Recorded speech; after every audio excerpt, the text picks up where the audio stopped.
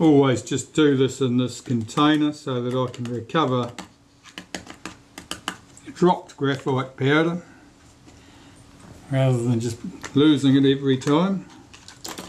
Okay, so I've got some graphite powder I've just dropped in around the blade actuating ring, and I'm just moving the blade actuating ring backwards and forwards to work that powder in. And that was all that's required typically. It's just to get it into the contacting surfaces so that they will run over each other smoothly. Now the retard gear train.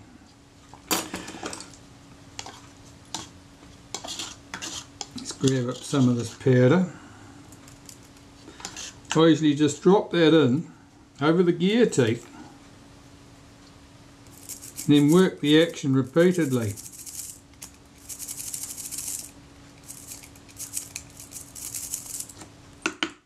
And again, that was all that's required. You don't need to do a lot of work. I've got to go away and blow the excess graphite powder out of here, and then we can assemble the shutter. That's all done.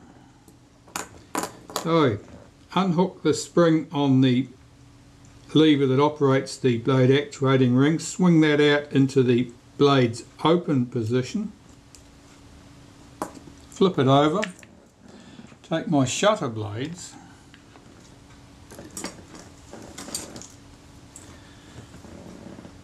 and start laying them into place.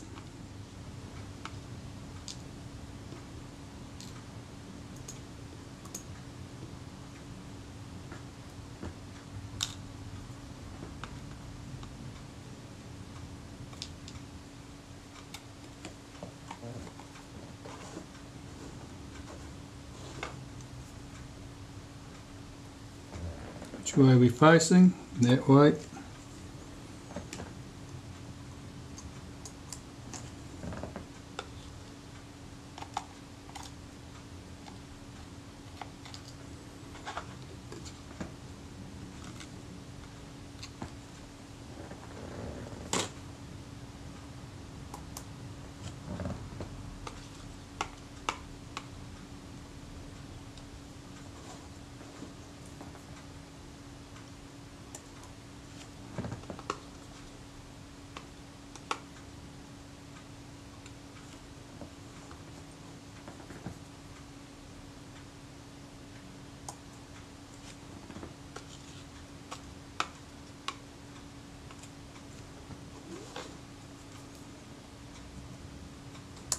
There's the fifth one,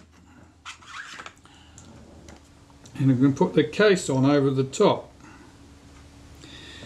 Now the holes are not symmetrical, this will only go on in one place, and I think it's there. Lower that case on. It's going to go on without a fight. Yeah, that's looking good. Fit the 3 case screws.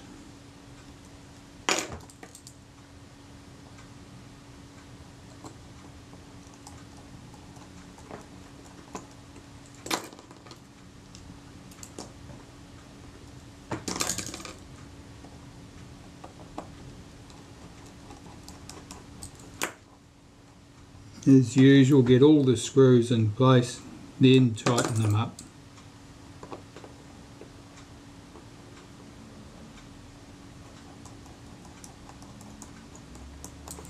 They're just loose, they're just tight, they're down but no more. I'm checking that the blades move freely. I'll put their spring back in place. That's moving nicely. Do up my 3 case screws tight.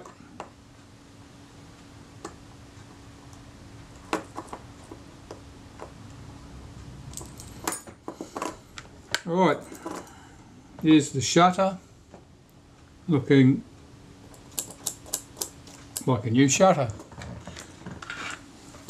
You can start cleaning and putting back the other componentry now, piece by piece.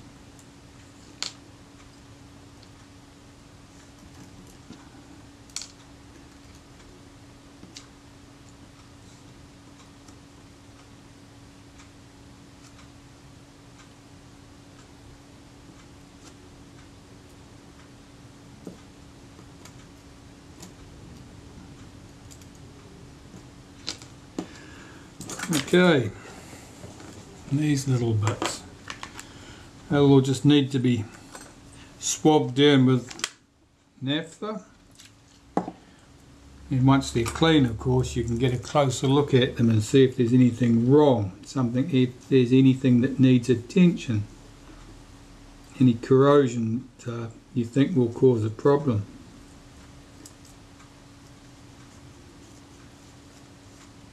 And corrosion tends to cause problems in a couple of ways. One, it can weaken an article until it actually breaks, and the other thing that's much more common is that it just creates a very rough surface, and so you end up with a high friction that you weren't expecting, and things don't move smoothly.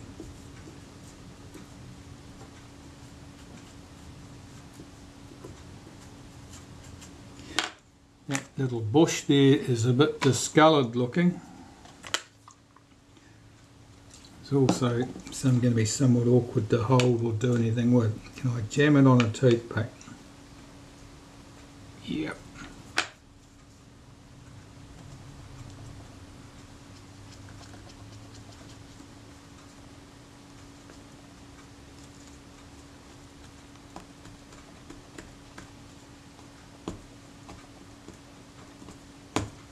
You'll have them jammed it on the toothpick now. I can't get the thing off. There we go. Now the shutter release lever was quite sticky.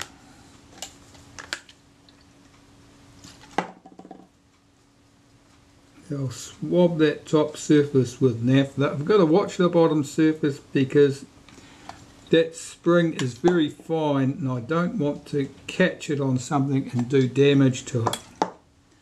So I'm just going to flood this with naphtha and blow the naphtha away and hope that it'll take away the old grease that's causing this lever to be less than quick in its actions. That's looking very good. If it really looked like a problem, I would put that component in a jar of naphtha and put it in the ultrasonic cleaner and leave it to buzz for a while, and that would clear away any greasy stuff. So that looks good. This screw is for that lever. Here's the high speed spring. It does have 500th of a second speed on this shutter.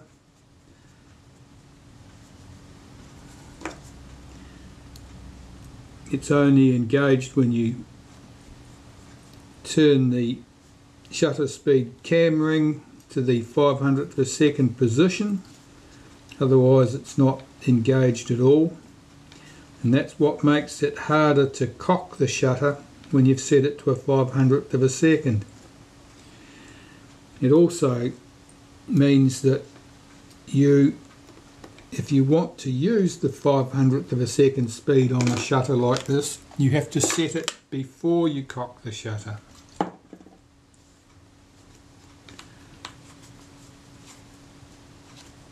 Which is a bugger if you're one of these people who like to have the shutter cocked and ready to go at all times.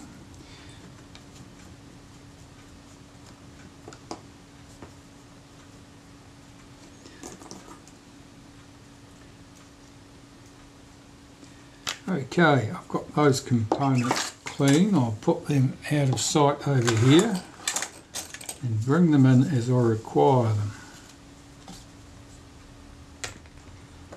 Where's the shutter?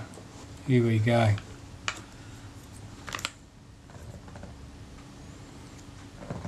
We'll start with the B lever. It sits here. Little bronze bush or brass bush there, and a screw that goes through it.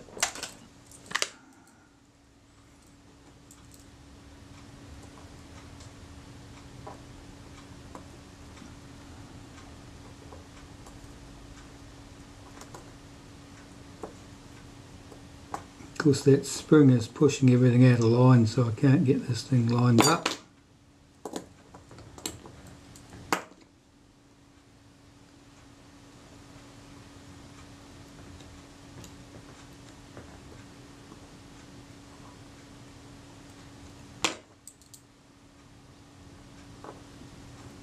Sorry, my fingers aren't transparent, you can't see through them, that's life.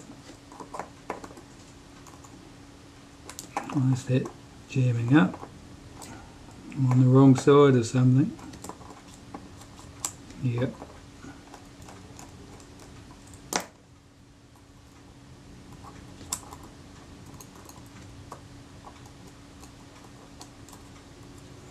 That's better.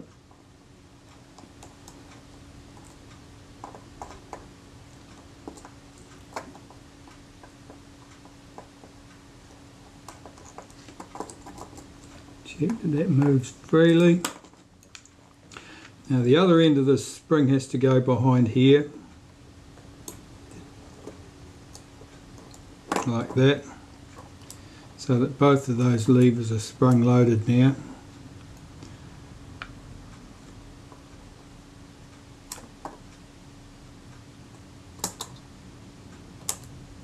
That looks good.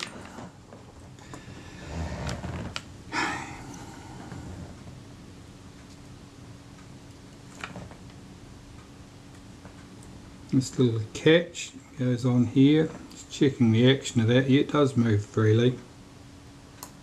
You don't normally have to do any lubrication to that piece, but you know, if it looked a bit corroded or something, then you may have to work a tiny dot of oil or something into the pivot, but you don't have to, that's moving nicely.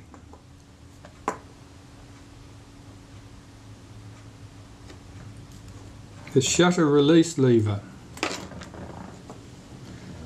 I'll just put a tiny wipe of molybdenum paste through the centre of that where it pivots.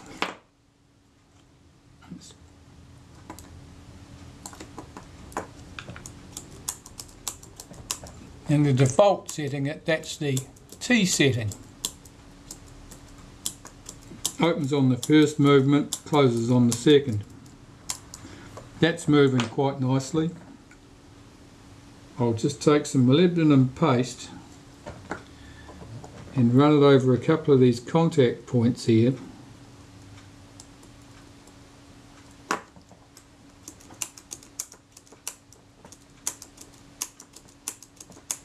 So that everything moves smoothly. That looks very good.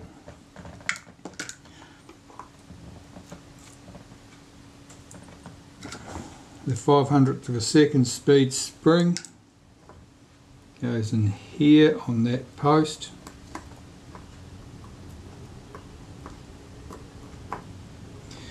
And it has to go underneath this lever,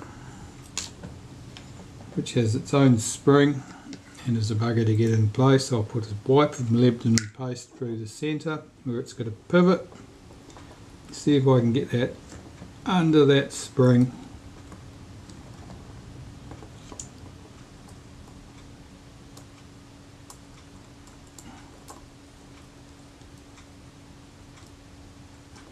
On its pivot post, get the tail of the spring tucked in.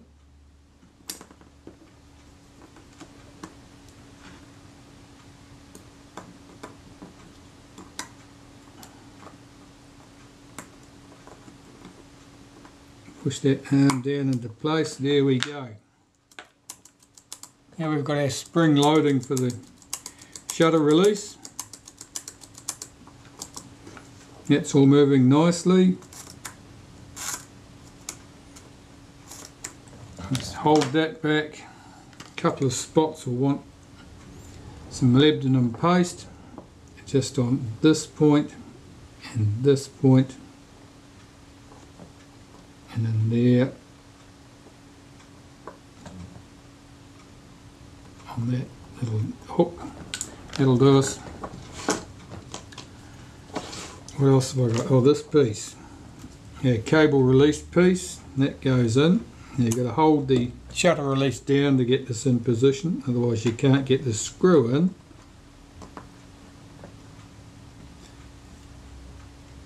And that is a very short countersunk head screw that holds that to the mechanism plate, which we can drop in If we're very lucky, it'll go into the hole and do that up. That's good.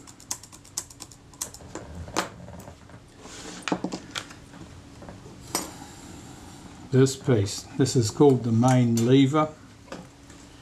It has the main spring that drives the shutter, and the various tabs on it interact with the levers that we've just fitted. This is quite sticky with dirty old grease and accumulated dust. This piece is called the bird paw because it looks a little bit vaguely like a bird, and that's a bit sticky with grease, and that should be quite free running. So I'm just going to work some solvent around that, hopefully swab it a bit and hopefully not damage it in the process.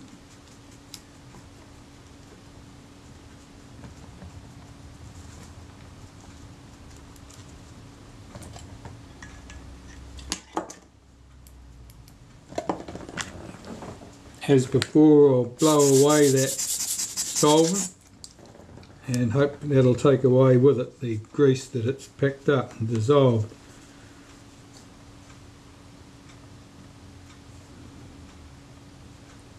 Looking at the state of everything here to see how clean it is and make sure there's no obvious damage.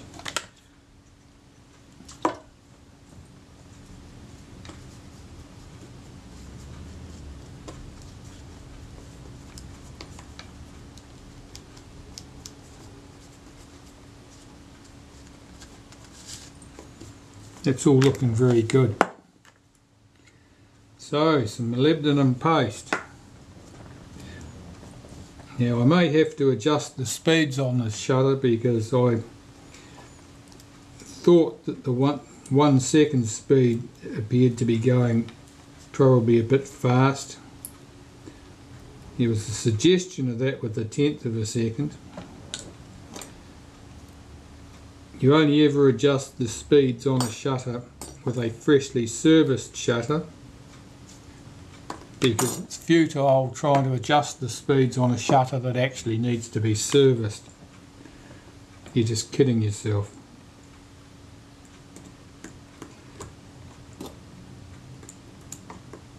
Pull back those levers, drop this into place. That's good. Hook its spring over the post. That's looking useful. A bit more molybdenum paste. I'm interested in two areas. This lever here and here, and clean up this shutter speed cam. We should be right. This is very, very sticky with dirt and old grease.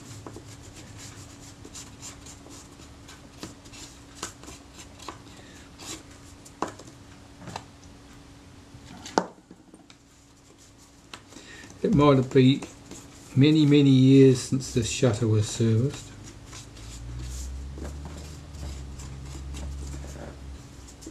I think the camera dates from about 1937 or something.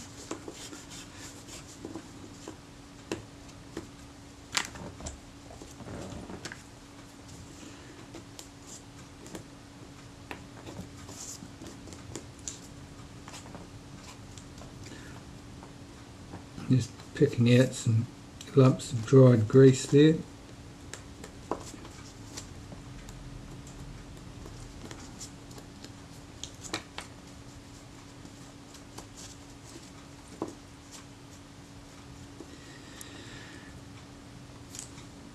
Alright, let's put it on and see what happens. So, I just put a wipe of molybdenum paste over the cam surfaces here, around the centre, in here, on here. Now there's a spot where the 500th of a second speed spring is compressed. That's hit this point. Let's run some into there. Don't want that coming around the corner and contaminating things. Let's get this in position.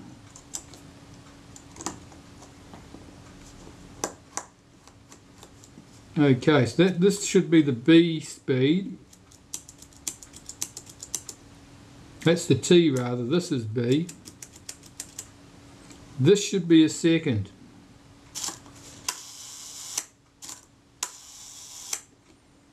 And a tenth should be something like this. See, it doesn't sound too bad. I'll clean the top plate that holds this thing closed. Oh, this is sticky.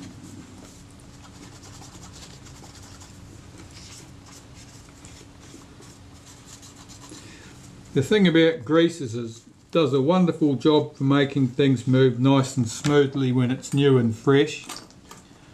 And once it ages a bit, it gets worse and worse, and it's more of a liability than a bonus.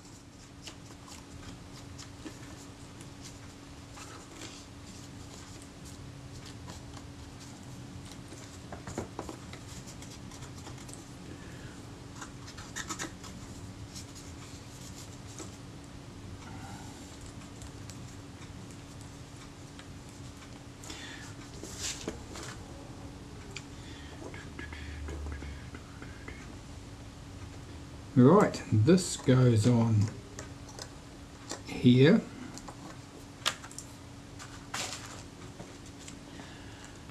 There's my screwdriver. Got a screwdriver made to deal with that snake eye screw. Bring our Kodak sign back over, tighten up that loose screw, and I should have one screw left for the other side of the Kodak badge.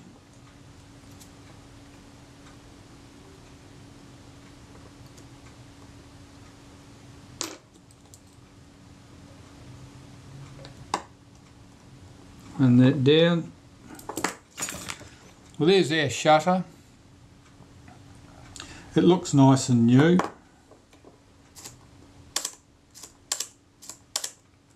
I'll go and check the speeds.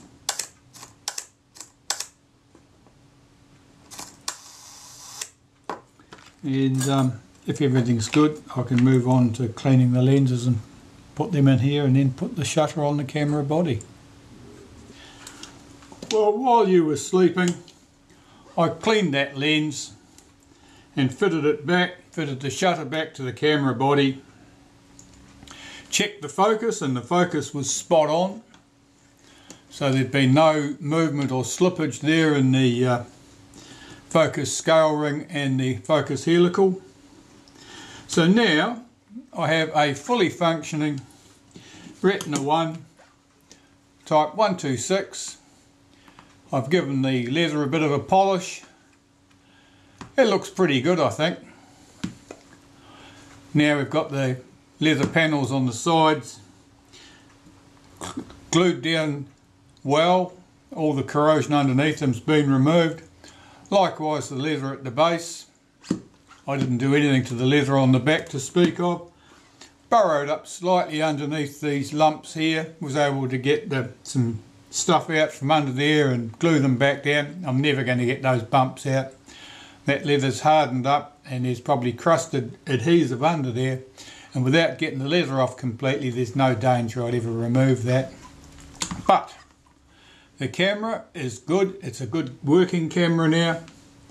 You probably remember it didn't exactly pop open when we started off because the catch was missing.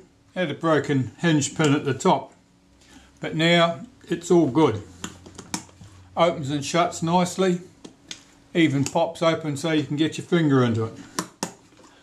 That's our Kodak Retina type 126, and from the late 30s.